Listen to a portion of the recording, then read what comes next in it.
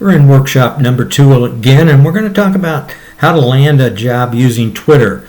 Now, we've used Twitter and suggest on our resumes that you use that as well as your business card, that you have a Twitter account. Now, I'm going to say most of you don't.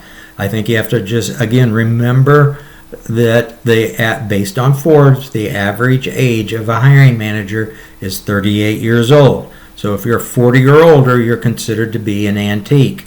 And one of the reasons that we encourage that you set up a Twitter account is it does, and it may not make a difference, but in some cases it could make you look a little more technologically savvy than the next person.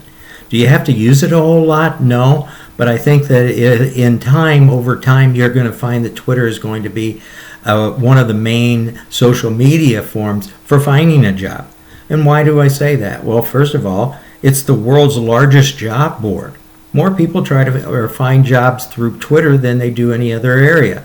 Why? Because for an employer, the Twitter account is free. Everything else they use, either advertising or they use newspaper ads or they go through Career Builder or Indeed or any of those other types of social media, they all want to be paid.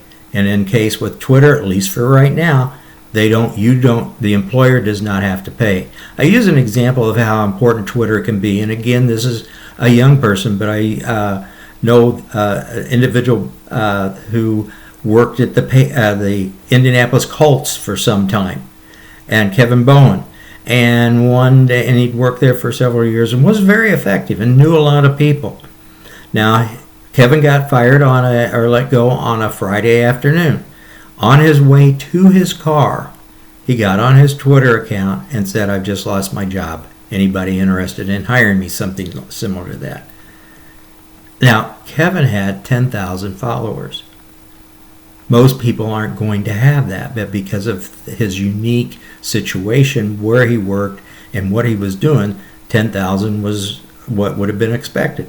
He had 3 job offers by Saturday morning. Why? Totally because of his Twitter account. People that knew him and knew how good he was at his job said, "This is the person that I want." So yeah, that one story by itself tells you that a Twitter account may be something that you want to consider. Second of all, you get a quick response from HR departments. Why? Because you're not going through an applicant tracking system. You're not doing anything. You're going directly to those individuals, or in this case, the HR department. Now, some things that you don't want to do. You don't find a job first. People hire people. So you just want to use this as another activity or a way of contacting people that may know where a job is or have one themselves. So you want to take time. You want to get people to trust you. Blatantly self-promote yourself. You don't want to do that. It does not work. You don't want to be controversial. And you don't want to, and I like this one, you don't want to use all caps. One time when I was working full-time as a managing director for an insurance company, I was totally upset with the group of people in 3 states that were working for me.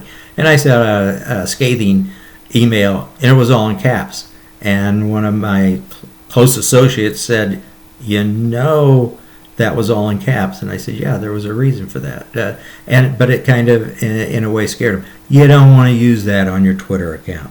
So we don't get into how to set it up. All the instructions are right here. Jeff Crane, who is our assistant director, has put this together. I would suggest that maybe you Google it and find out what the process, because this is a couple years old and things may change. And again, I always suggest no matter what you're looking for, you Google it. So anyway, that's all for this section.